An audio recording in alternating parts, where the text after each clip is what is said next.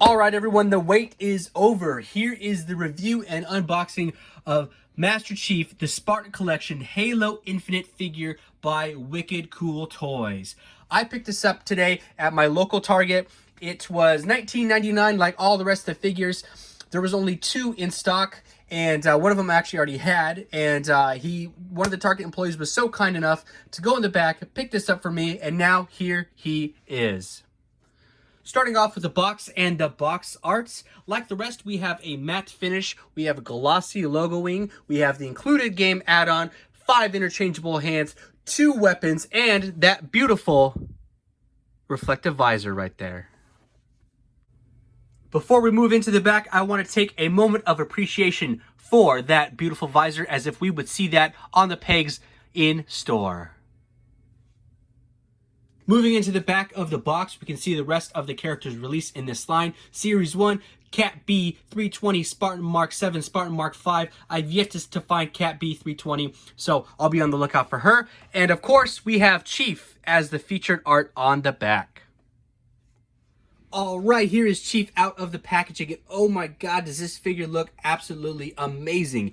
I messed around with him just a little bit before I put him on the stand, and his sculpt is fantastic. There is a lot of little nooks, crannies, attention to detail all across this figure. It gives me kind of Reach and Halo 3 vibes for sure. Halo 3 being my favorite armor that we have. If you look right here, you can see these little silver scrapes and scuffs all across Chief's armor. We saw that with Spartan Mark 5 and Mark 7, more heavily with Spartan Mark 7. But this is all throughout Chief right here. These are actually really nice. It gives it that rugged, rough, scraped, battle-worn drag through the rocks and the mud. Maybe not so much mud, but drag through the rocks and scuffs all throughout this. Gives a lot of authenticity. So I am definitely in favor of these little scuffs and scrapes all across the armor. I think it adds a nice detail. I've already seen a lot of people weathering these figures already with shoe polish or water-based paint and things like that. And those little weathering details actually get in this armor, and they actually complement each other with these light silver scrapes and markings right there. So I'll probably end up doing a very light wash on my Chief. I like to try to keep them as original as possible, but I'll probably do a little wash here and there just to give it a little bit more of a deep and weathered look. Now, moving into the back right here, you can see we actually have that pin peg hole right there. We have a spot right here to hold different firearms that come with all these different figures. So this is what we've been looking for. So any of these weapons that have a peg or a pinhole right there, I can actually attach that and put that right back over there, which we'll go over that in a minute. Here we have one of the most anticipated parts of this figure line, and that is this beautiful glossy mirrored visor right there. They did such a good job on it, you can actually see me in there. What's up? Hey. Here is a look at all the accessories that come with Masterchief. We have an MA40 assault rifle, the MK50 sidekick, and the 5 additional hands. The MA40 assault rifle is an awesome little sculpt, sweet little details right here. Moving into the foregrip of the rifle, you can see all those little ridges. We have what appears to be a flashlight there. We have the muzzle brake, top of the scope. Top of the rifle, we have a scope, which is probably your number count of how many shots you've been firing off. We have the grip, stock right there, and a 2 color tone. We have a gray and a black color tone. The MK50 sidekick is an awesome little pistol. It actually looks like a real life pistol, maybe like a M&P 45 or a Glock in a way. 2 color tone, like an army-like type of green with black. We have ridges on top of the slide and then ridges at the grip, a magazine release, and then a trigger right there. When it comes to the additional hands, Chief is no different. We have a flatter type of hand, maybe a little bit of a curve right here in the fingers. We have a directional type of hand that gives kind of maybe like commands. And then we have a pair of fists as well, which is awesome because we can also fight some brutes and some maybe some other Spartans or whatever with those fists. That's great. We have the iconic type of pitted armor on top with that awesome green, and then we have nice little ridges at the base of the fingers and then at the knuckles too, which is iconic to Chief. Looking at the directional hand, this is going to be his left hand with 2 fingers slightly bent forward. You get a good look at the ridges at the base of the fingers and at the knuckles right there. So 2 fingers kind of put forward, gives some sort of direction or extra kind of characteristics with posing and play. With MK7, we had a flat hand as kind of the directional right there. That went on the right hand.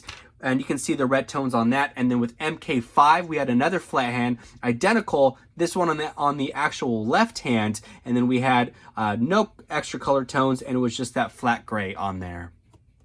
When it comes to articulation, Chief should be no different than the rest. Let's start off with the legs. We have internal and external rotation here at the top of the thighs. We can do the splits out this way, bring them back in. We can, let's see, move that leg all the way forward. Now, while moving it forward, we can also rotate this out a little bit, but we want to be careful not to scrape some of this armor and this paint right there, because these kind of touch and hug a little tight right there. So we can bring that leg out and even probably rotate it around. That's where that paint right there will start to scuff. So bring that back in right there. We have double joints at the knees. We can bring this all the way back here, almost sitting flush. Here we go, keep going. Just like that, and we can actually bring this foot back a little bit. So we have just a little bit less range of motion here, I think, compared to the rest. He's got some big old quads and some big old calves, which makes sense because he is Chief. We have some flexion right back here in the back of the foot. We can also bring this forward here, and then we also have a little toe flexion. This toe flexion actually feels pretty tight, which makes me happy. Okay, moving this on forward, we have no hyperextension here in the knees because, again, we don't want to pop those off. This might be just a little loose, but it's not too bad. Okay, same thing is going to be on the actual right leg. We're going to have both articulation there. Moving that forward. This little knee pad stays intact, so that's cool. That actually gives great authenticity because this doesn't move and it doesn't just show just a black piece right there. So that's great. Okay, bringing this on forward. Let's go down to the foot. We can bring flexion forward, and then we can go back. And then we have a nice little ball and socket joint here, so we can kind of rotate that all the way around. You can see that iconic pitted armor right there to Chief. And then we have flexion here at the toes, all the way down. Great flexion there at the toes. Awesome. That's cool that they added these in just this $20 figure. Great tracks on the bottom of the feet right there. Super sharp. Moving into the actual torso, we have some little bit of rotation, not too much, but a little bit of rotation here. And we have a little bit of flexion back here at the back of Chief. My MK5 had some great range of motion there. My MK7 didn't have that great a range of motion. I think he was just a little stiff. With Chief, he has a little bit of range of motion. You could probably move him a little bit more. And then we can go from side to side right there. And we have flexion on the right and then flexion on the left there. So that's actually nice and tight. Okay, moving into the tops of the arms, we're going to start with the shoulder blades. These shoulder pads right here that are connected to the bicep are not, they're not connected here, so we can actually we should be able to bring this arm up pretty high for the most part. And it seems like that this is kind of like a rubberized type of plastic. So this actually moves with the actual arm itself. So it looks like we have just a little bit of range of motion here. I don't want to pop off this armor. I don't want to pop off the glue there. So we can bring that up lateral, and then same type of thing here. We can bring that up, and this kind of armor moves up with it as well. Not the highest range of motion here. I don't want to pop this up too high and maybe pop off this armor. So I'm going to go only about that far there. Bringing that on down here, we can actually have rotation at the bicep. We have a little bit of a turn here, and then we have a turn here. I could probably do that a little bit better. Moving here, rotate that from the bicep, and then we also have rotation here at the actual ball and socket joint here by the shoulder. Okay, moving into the actual forearm, we have great range of motion here, double joints. Let me bring this arm. I like these joints so far on this Chief. They're pretty stiff so far. Double joints here, so we can do all the way back. You can touch his ear. You can talk on the cell phone if you needed to. And then we have no hyperextension here, which is okay. We don't want to snap that elbow back there. Moving that arm on down. Here we can look at the butterfly articulation. You can see that they added that right there, flush. We can go out a little bit right here, and then we can also bring that in, which actually helps us seat rifles and gives us better playability and posability. So we have both butterflies right there. Moving those forward, moving those back, and these actually feel pretty tight right now, so that's making me pretty happy. And then again, we can rotate from the bicep. This shoulder pad kind of blocks a little bit of that rotation from the bicep, but if we move the arm in different ways, then we can probably maneuver that around a little bit better. Let's look at the wrist. We're going to bend up here, okay? We have ball and socket joint right there. We can actually bend this wrist. We have some flexion forward, and then we can also bring this wrist backwards for a hyperextension right there. And then again, these hand pieces come off. We just pop those off and place them in the back right there. Here we're going to get a look at the head articulation. Moving on to his left, up, doesn't go all the way around. It looks like his massive traps get in the way of that, but that's okay. Chief is built like a tank, so you shouldn't be able to rotate his head all the way around. And same thing on the right side. We have hyperextension back just a little bit, and then we can go about that far forward, and there should be just a little bit of movement forward and backwards. Looks like there's just a little bit, and then we can move him all around. Very attractive, very beautiful little visor. Okay, hands are off. Looks kind of creepy. So let's put on his right hand right here. We'll put on the flat hands. Those go on nice and snug, nice and easy. Again, we have two little joints right there, or two little ridges, and that will place in just like that. And that's nice. I like those two little ridges instead of just one because it prevents them from wearing out as quickly. There is his, I don't know what to do with my hands type of thing. All right, so those are the flat hands, and let's rotate those forward, and we have a little bit of detail and gripping on the actual palm side. Beautiful. Here is the set of fists that go on Chief. Again, the fists are probably my favorite hand attachment that we have. You don't see a lot of them, and it just adds for a lot of personality, a lot of emotion, a lot of character posing. So just the fact that we get just fisted hands is awesome because we could, again, fight anything that we wanted to, and they look really, really good. And then moving to the front, you can see there's still that little palm sculpting right there. Awesome. Last but not least is his kind of more directional type of hand. It goes on the left hand. We have two fingers up, kind of slightly bent, given some sort of direction, like go this way, or, you know, just some sort of command. So that's really cool. Each and every Spartan comes with kind of a personality hand, I want to call it, or like a directional hand that gives some sort of extra character. And then I put back on his actual weapon holding hand. So far, I've seen a lot of good consistencies with these joints and placing these hands in there. They all seem to be pretty tight, and they don't they're not loose. I've seen this with all my actual Spartans that I've opened up so far. The integrity is really tight on the actual wrist sockets that we have. While we are talking about weapons, we can finally put weapons into the actual pin or in the back of Chief. So as long as a weapon has a pinhole right here, we can actually place it on the back of Chief. So we have the assault rifle, we have the sidekick right there, we have the plasma pistol, we have the disruptor right there.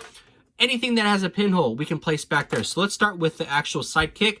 Again, pinhole, place that right back there. And that'd be kind of funny if Chief put an actual pistol on his back. See if that goes in there. Yep, sits in there just like that. All right, so we have a nice little seated pistol back there. Let's take that off, and let's put on the actual assault rifle, pinhole. This looks more accurate. This looks like how it should. That's cool. Man, that's going to look good for pictures. Okay, assault rifle sits in there nice and flush. Doesn't stick out too much, not super gaudy, and it actually is it's pretty stiff. I mean, it sits in there pretty firm, and you can actually move it around if you needed to. So it's almost as if he was walking and there was some, you know, movement with the rifle as well. And last but not least, you can see in the back of his helmet, we have that little sculpt where Cortana goes. Here on the side of Chief's body, I found a hidden pinhole. There is also one on his left leg as well. Basically, we can pop this off. It's kind of like a hidden pinhole. So there's a little groove right there. This pops off, and there's some little indentations there, and we can reverse it, place that in on the side of the leg, and we can actually place the pistol, the sidekick, on his thigh right here. We'll show that go in there just like that. And that's awesome. We actually have an area to hold his pistol. I didn't actually see this before until I messed around with him a little bit more. So that's awesome. Another cool hidden pinhole. And then again, we can do the same thing on the opposite side. However, I did try to put in the plasma pistol since it is more of a weapon you could actually kind of holster off to the side, but the pinhole on the plasma pistol seems a little loose, so I'm not sure. Maybe they just designed just a small enough pinhole for the actual sidekick instead of the plasma pistol. And then let's try the assault rifle. Let's see if that will fit in there. Oh, assault rifle will fit in there. Cool. All right, so if you wanted to put the assault rifle on off your hip or off the leg just like that, then you can. Or if you want to just stick with the sidekick, something a little bit more ergonomical, then you can do that as well. Awesome. And again, we have this on the opposite side as well. Now we're going to showcase Chief with all the different weapons that we have, starting with the sidekick with the assault rifle on the back. On his left hand, I actually put on the directional hand. So if you see that right there, we have the two fingers pointing forward, giving that type of command look to it. And this looks great. This is just one of the posings. Right here we have Chief holding the assault rifle with the sidekick on his right thigh. Wow, in the back, he has a CQS-48 Bulldog. Now, this is a stacked Chief. We have an assault rifle, we have a pistol on the thigh, and a shotgun on the back. Again, each and every one of these weapons can be placed in this back pinhole right there. Next up, we have Chief holstering the Disruptor pistol on his thigh while holding the CQS-48 Bulldog while attached to the VK-78 Commando rifle on his back. Now, we were right, we could actually attach another pistol to his thigh, so the actual sidekick isn't the only one. We can actually put the Disruptor on there. Chief looks great holding the Bulldog. The only issue I'm having on the back over here is going to be the VK-78 Commando rifle. It sits on this pin really loose, so the pinhole on here is a lot bigger than the actual pin. So I'm not sure if this is a quality issue, like a quality control issue, or if we're actually missing a pin somewhere else.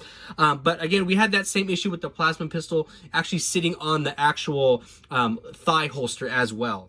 Here is Chief holding the VK-78 Commando rifle. It took a little bit of finesse to actually make this rifle sit in there a little bit cleaner, but it overall looks really well. Now, I actually put the plasma pistol on Chief's back over here, and I'm having the same exact issue that I had with the Commando rifle. The hole on the actual plasma pistol is a little bit too big, so it just barely kind of hangs on Chief's back. So I'm not sure if that's a quality control issue or if we're actually missing a peg designated for this alone.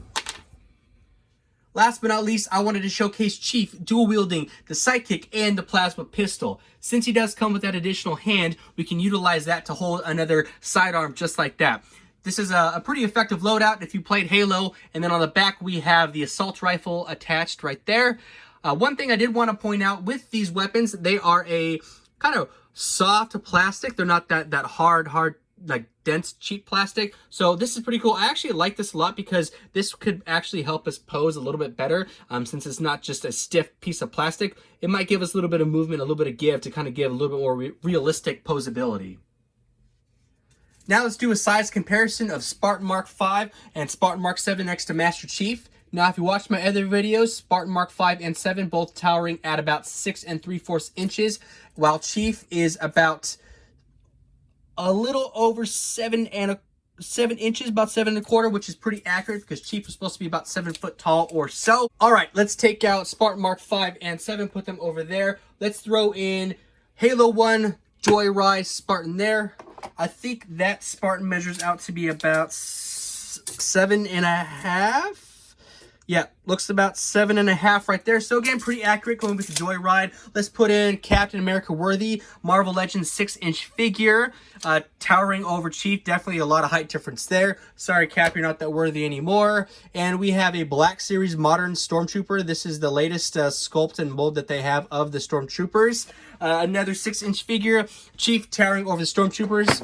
They can't shoot anything like Chief can. Let's do a McFarlane Halo 3 5-inch figure, super tall. Again, this was their 5-inch line, so there's going to be a substantial height difference there. Let's put that Chief over there. Let's throw in Baby Yoda. Now, Baby Yoda is a 1/12 scale, super small little baby, supposed to match up with the 6-inch Black Series line. And finally, let's throw in a Joyride Halo 2 Master Chief towering over Chief. I think this is about 8 inches or so.